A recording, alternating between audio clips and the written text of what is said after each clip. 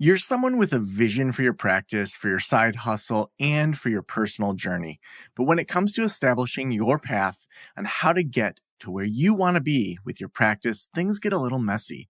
You're also someone who'd prefer to go in person instead of to groups and listening to everyone else's story. To me, it sounds like you could benefit from one-on-one consulting with our experienced practice of the practice consultants. From $5.95 a month and up, you can work with a consultant that will give you more direction and practical tried and tested tips matched to you and your goals. For more information, visit practiceofthepractice.com/apply. Again, that's practiceofthepractice.com/apply.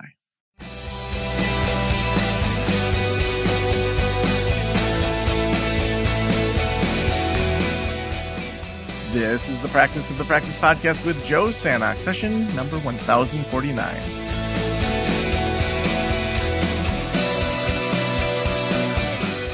I'm Joe Sanok, your host, and welcome to the Practice of the Practice podcast, where we are helping you build a thriving practice you absolutely love. I'm so excited to have you here today with me. Whether you're just starting to listen to the show and you've got 1,000+ episodes to go back through, or you've been around for a long time, thank you. Thanks for hanging out with us. We cover things around business. We cover things around what it takes to run a practice. We talk clinical things. We talk life issues. All these different interests of mine and of the audience and of the guests we bring in. I think now 6 days a week, 7 days a week. I lost track of how many episodes we're doing in a week now. So that's why I'm so excited to have Payam Zamani with me. Payam today is going to be talking a little bit about his new book, Crossing the Desert, Embracing Life's Difficult Journeys. But he's an entrepreneur, investor, and founder of One Planet Group, which is a closely held private equity firm. Born in Iran, he was forced to flee at the age of 16 due to his religious beliefs as a Baha'i. And he was offered asylum in the United States. And we're going to be talking all sorts of different things today. He's been named the best CEO for diversity and is the recipient of Tehran's Justice Center's Hope Award and received an award of distinction from UC Davis. Welcome to the Practice of the Practice podcast today. Thank you so much, Joe. It's good to be here. Yeah, I love shows like this where it's entrepreneurs, business investors that also have had a bit of life. There was a podcaster that I heard that a long time ago. He said he was talking about the Dalai Lama and Desmond Tutu, and I don't remember who had said it, but he said that oftentimes life goes through light, heavy, light, meaning when we're young, we have often this lightness where we don't realize what the world is. And then oftentimes there's a heaviness that happens. And man, like just knowing very little about you, but having to leave your home country at 16, like I'm sure there's a heaviness there. And then when you get through that really tough time, sometimes there's a lightness on the other side that has a certain depth to it. And so I want to just start with, tell us a little bit about your story of having to leave your home country at age 16. Well, often people ask me that growing up at that time in Iran, did you feel like you're being oppressed? Did you feel that you are dealing with atrocities? And the fact is, yes and no, because as humans, we are so adaptable to every environment. You can live in a situation where as a minority, you are treated horribly. There are bombs dropping because the country is at war, and you're dealing with so much, but somehow you keep going. Growing up in Iran in the 1980s as a Baha'i was no walk in the park. At the age of 11, I was expelled from school. I call it the bleeding mile. For 1 mile, basically my classmates, they were asked by the religious authorities on campus to basically try to kill me and another Baha'i boy. For 1 mile, we're spit on, we're kicked, we were hit, we're thrown rocks at. I survived that incident, but then ultimately, a few years later, life got so bad that I had to be smuggled out of the country. And I talk about this quite often, that 2 times in my life, I felt like I'm not going to be able to survive the situation I'm in. And the second experience I had was basically trying to leave the country, leave Iran illegally. And those are some of the subjects that I talk about in my book. But there's no question that those experiences shape you. And whether you like it or not, to some extent, affect your psyche and affect who you are. And something that you may grow from, but you will also struggle a lifetime to deal with the wounds associated with Mm. Yeah. Now we have a ton of trauma therapists that do all sorts of different work. For you, you just mentioned, there's things that probably you'll hold on to for a lifetime. There's other things that I imagine you've experienced some growth in. What's been helpful in that journey of, leaving as a refugee, rebuilding life, and then, I imagine once the basic needs were set, of shelter, food, things like that, that some of that trauma maybe started to come out more. What helped you get through or handle some of that as a young person? I mean, there are a few reasons that I think I was able to handle with that trauma relatively easily because I'm not the only one. There are a lot of people who were in similar circumstances and they ultimately were able to survive it and maybe thrive. I would say that one has to do with the family structure and that family support. Even though it can be missing for a period of time, like I was not close to my parents for years, as I had to escape Iran as a teenager on my own. But then I would say faith. And this is something that, I'm a religious man. I'm a Baha'i, and I believe in something greater than this material existence. And and frankly, at times I feel that if I didn't have that, how difficult it would have been to cope with the challenges that I had in front of me. And frankly, I think that that is something that the more we miss in our society, um, the more mental health challenges we will experience because I feel like we are leaving that really important aspect of our lives, that the spiritual aspect behind more and more, and we're becoming a lot more focused on the material side of our existence. And as important as that is, that just seems to be not enough. Yeah. Now, when you think about the typical material existence, I think you have a certain superpower by having been raised in, one country, and then, having the refugee culture and all the things that, were part of your upbringing as a young person, and then being in the United States. You probably have a different lens to see things that maybe the average U.S. citizen sees as normal or just kind of the typical. When you think about material and joy and finding happiness, like what do you see that we're doing, and how would you adjust it? I mean, so I'm the citizen of only one country, and that's the United States. And frankly, I talk about this quite often that I'm a proud American because I have seen the alternative, and the alternative is not that pretty. And I feel like often those of us who are born in this country, we don't truly appreciate how amazing this country truly is despite all of our challenges. I know we got problems. We've got racism that goes deep. We have partisan issues that go deep. We have lots of issues, but still, we have a better system, a country that I think is on a better path than the rest of the world.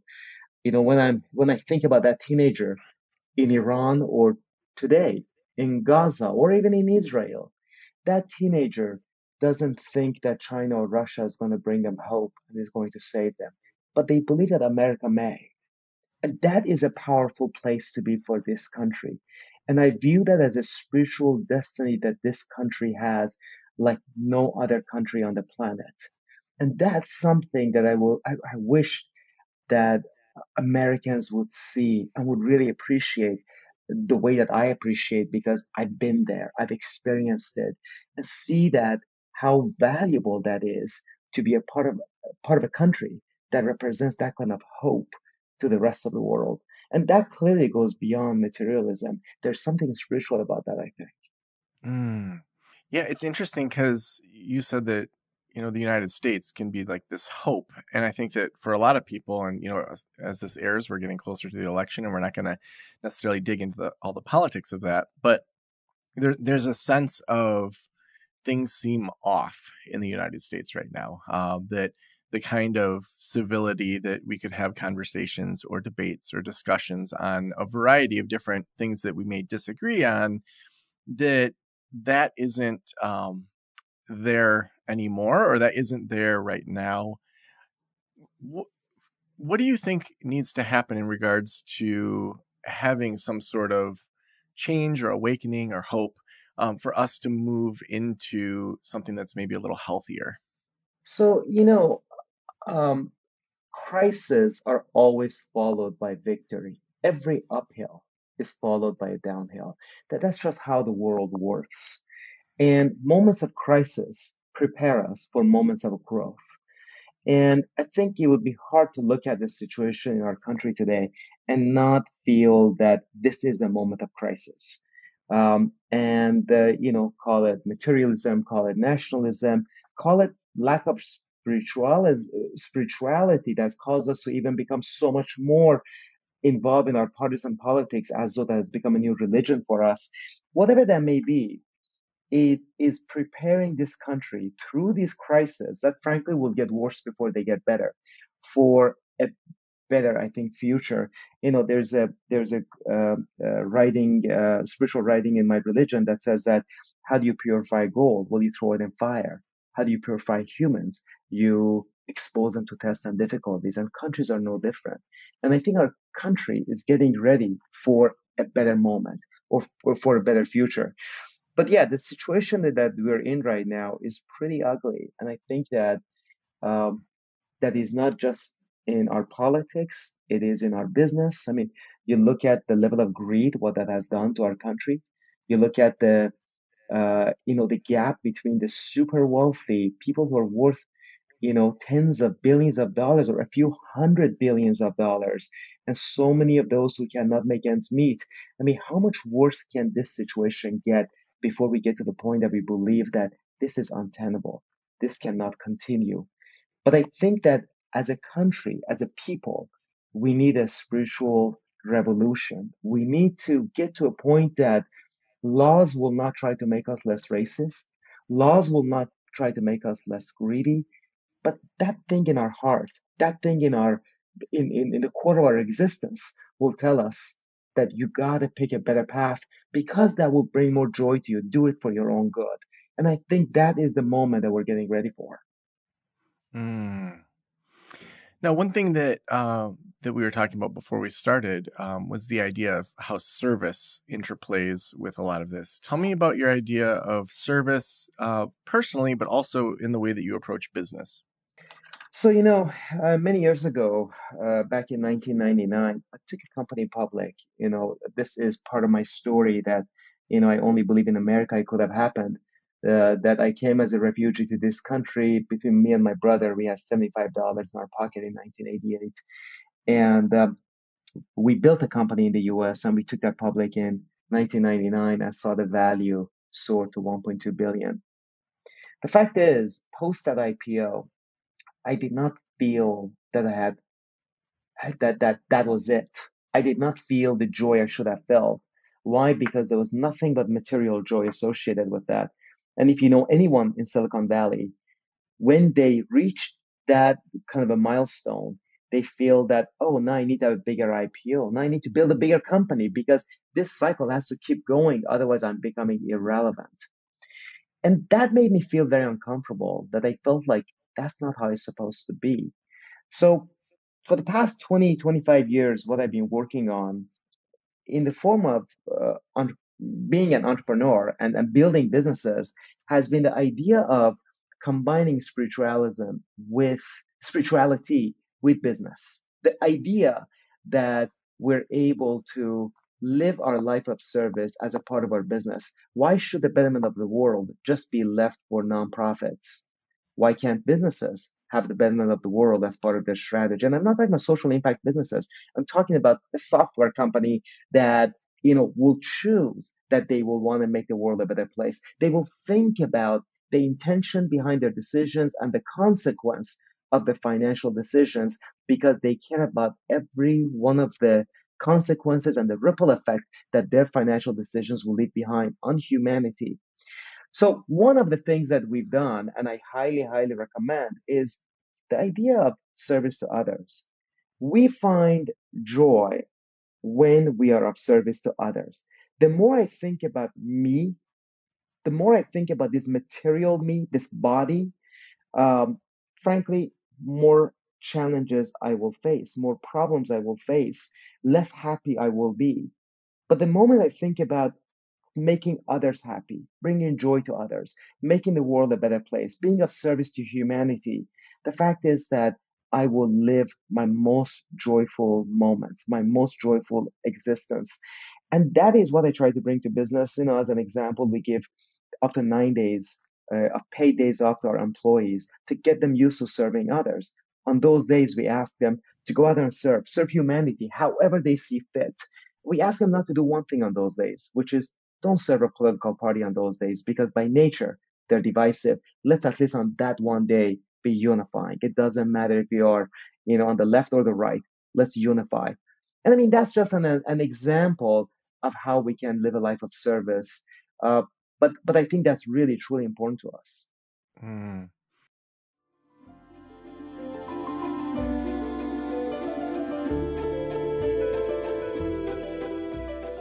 Do you often find yourself overwhelmed by the influx of client calls you receive? Receptionists are expensive, but you can't afford to let your patients go to voicemail. You care for your clients, so you try to phone them back, but more often than not, it's too late. They've gone to another practice. When you partner with Well Received, you capture every opportunity. Your calls are answered by professional medical receptionists 24/7, and they can support you with more than just message taking. They offer new patient intake, after-hours service, bilingual services, medical appointment scheduling, medical live chat, and so much more. All this at a fraction of the cost of an in-house receptionist.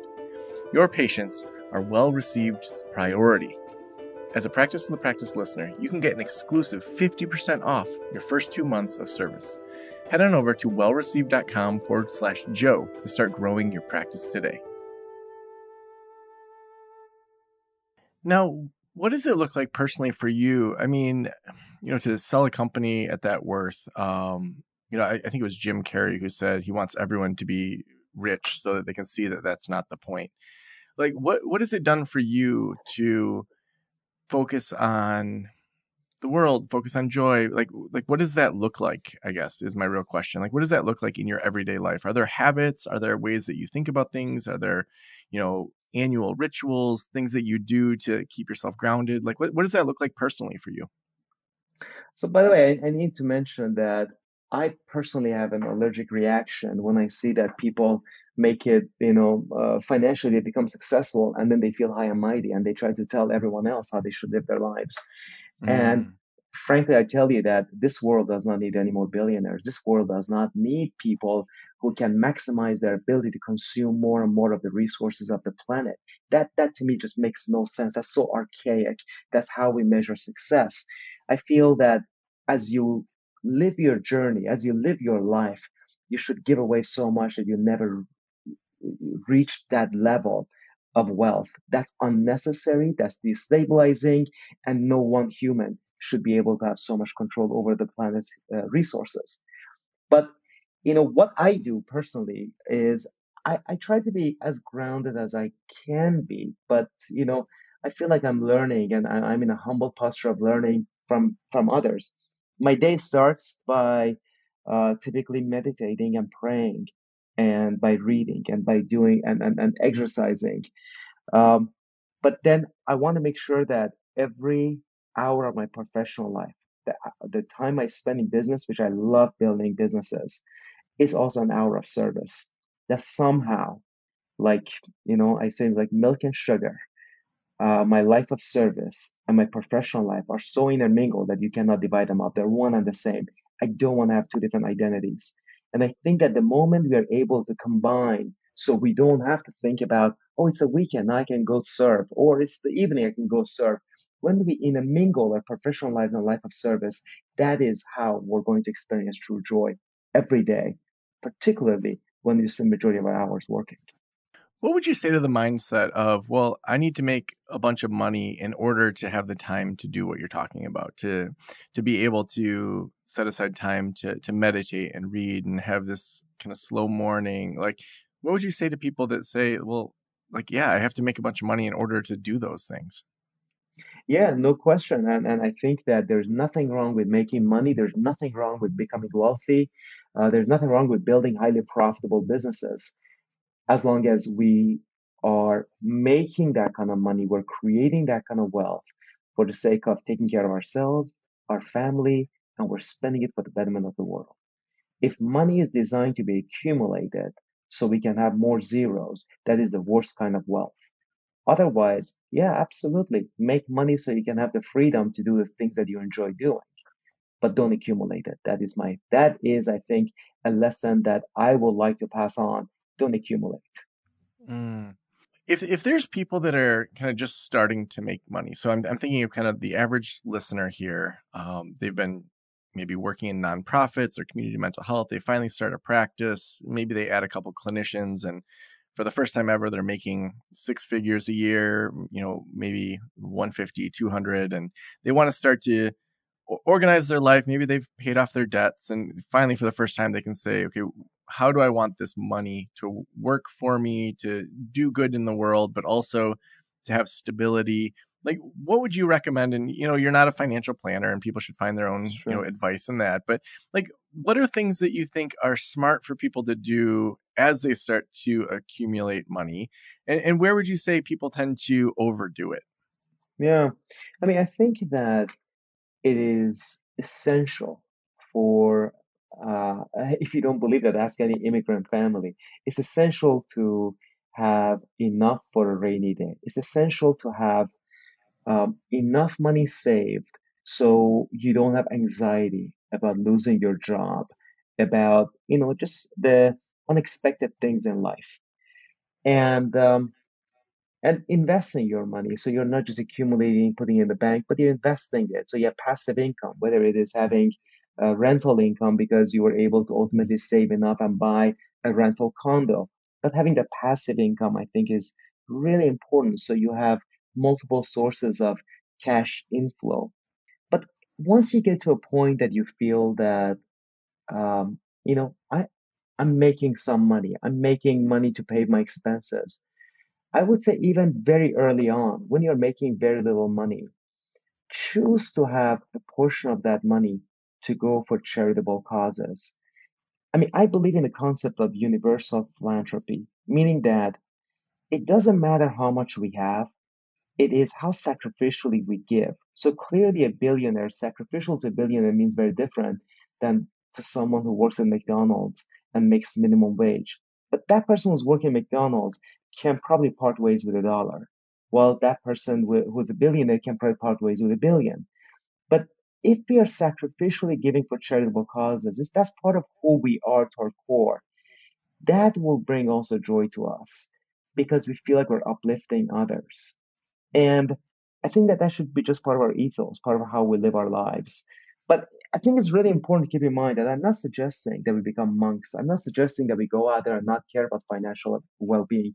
We should absolutely care about that because the freedom that our financial well being gives us and the anxiety that it removes will allow us to be more productive members of society. And I think that's very important. But the question is how much we try to accumulate. The question is at what point do we feel like we can be a philanthropist? And I feel that we can start very early. Mm. Love that. Well, the last question I always ask is, if every private practitioner in the world were listening right now, what would you want them to know? Yeah. I've seen a lot of private practitioners in your field over the years, and I would say that the thing that I feel like I was missing the most is um, better connecting our spiritual existence to our material existence. That attempting to um, go beyond the physical, that what truly spiritually makes a person joyful often solves a lot of the mental challenges that they deal with. And I'm talking from experience that if if my existence was truly material, truly physical, that would be one thing. that is not the case. I think most of us agree that's not the case. So trying to connect that, particularly when the person on the other side, the patient, is willing to hear that, I think would be very helpful, and that could really solve a lot of problems for a lot of people. So awesome. Well, thank you so much for being on the Practice podcast. If people want to connect with you, follow your work, get your book, tell us where we can get that. Well, my book will be available and is available right now wherever books are sold. So you can get that on Amazon and Barnes & Noble and elsewhere.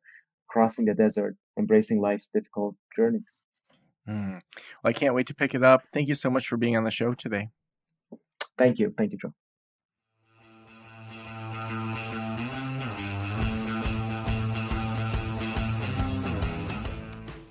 So awesome. This goes right along with also the new book, Boundaries, Priorities, and Finding Work-Life Balance, that I have a chapter in out from Harvard Business Review. There's chapters in there on work-life balance is a cycle, not an achievement. Don't feel guilty for prioritizing yourself over work. My chapter is a guide to setting better boundaries. There's also all sorts of things around, like, is your burnout from too much work or too little impact? So hand in hand, these two books together would be great together. I think there is that fallacy sometimes that in order to do good work in the world, we have to have made it. And I love the pushback that, how we live now is probably how we're going to live when we're making more money. And so having those habits of meditating or working out or helping the world or being of service or having balance, that's going to all just be magnified if you make more money. So the good's going to be magnified and the bad. So don't wait for that someday to come. Don't wait for when you hit whatever number matters to you, because usually what happens is we then move the goalposts. We say, oh, I hit that. That's awesome. I'm proud of myself, but boy, I see the potential of something else. And then those goalposts just keep moving and moving and moving, instead of slowing down and just looking at, I'm doing good work. This feels good. I have the basic emergency funds. I'm, putting my money into smart things, but I'm not accumulating. So, love this conversation. I feel like we could have gone on for a while. Also, we couldn't do this show without our amazing sponsors. Well Received is one of the best ways to take the stress of just intake calls, new calls off your plate, off of your team's plate. If you want to have 24/7 receptionists that do new client intakes, after-hours service, bilingual, medical appointment billing, scheduling, all that chat, it's a fraction of the cost of an in-house receptionist. Really Well Received is where you want to go. And you're going to get 3 months at 50% off if you go to wellreceived.com/Joe. Again, that's wellreceived.com/Joe. Thank you so much for letting me into your ears and into your brain. Have an amazing day. I'll talk to you soon. Special thanks to the band Silence is Sexy for that intro music, and this podcast is designed to provide accurate and authoritative information in regard to the subject matter covered. It is given with the understanding that neither the host, the producers, the publishers, or guests are rendering legal, accounting, clinical, or other professional information. If you want a professional, you should find one.